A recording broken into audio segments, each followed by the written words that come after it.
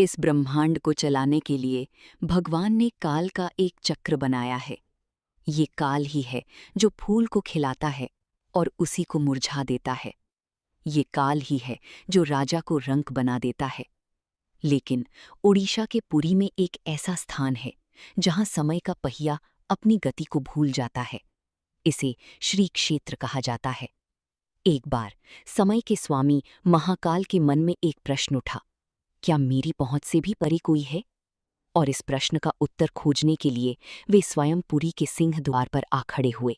महाकाल का प्रवेश सामान्य नहीं था। आकाश में बिजली कड़की और समय की गति धीमी पड़ गई। उन्होंने देखा कि मंदिर की रसोई में जो महाप्रसाद बन रहा है वो समय के नियमों के विरुद्ध है। वे गर्भगृह की ओर बढ़े। उनकी पदचाप से पाताल कांपने लगा। उन्होंने मंदिर के अंदर प्रवेश किया, जहां भगवान जगन्नाथ अपनी विशाल आंखों से पूरे ब्रह्मांड को देख रहे थे। महाकाल ने गरज कर कहा, ही जगन्नाथ, मैं काल हूं।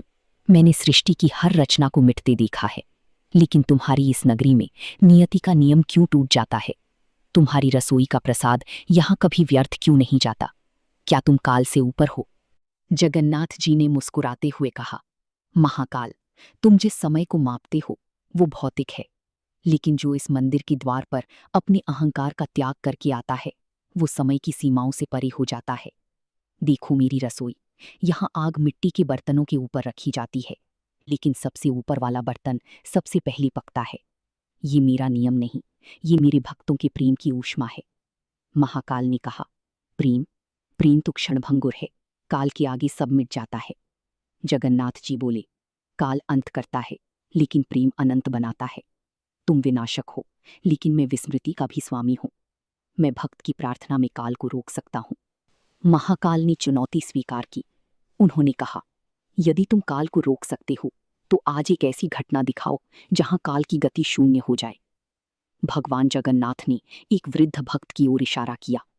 वो भक्त अपनी पूरी उम्र जगन्नाथ जी की सेवा में बिता चुका था। जब उसने भगवान को भोग लगाया तो मंदिर में सन्नाटा छा गया। न हवा चली, न समुद्र की लहरें गूंजी।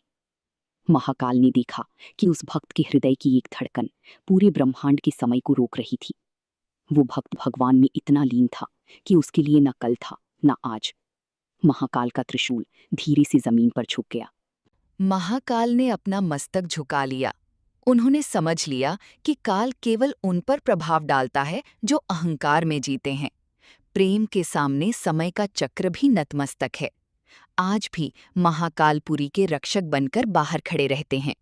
दोस्तों, जगन्नाथ जी की ये लीला सिखाती है कि हम भले ही समय के बंधक हों, लेकिन भक्ति हमें उस अनंत काल तक पहुंचा सकती है।